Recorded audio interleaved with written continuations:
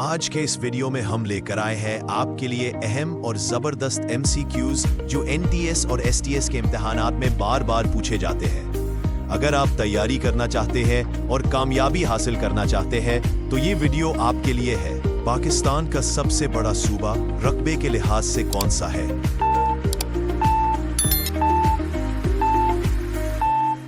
बलूचिस्तान का सबसे बड़ा दरिया कौन सा है?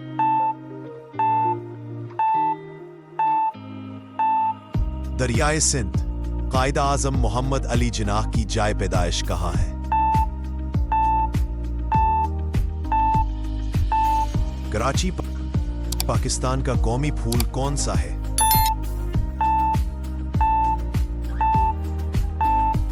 चंबीली।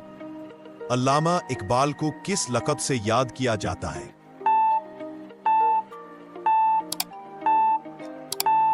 शायर मुशरक।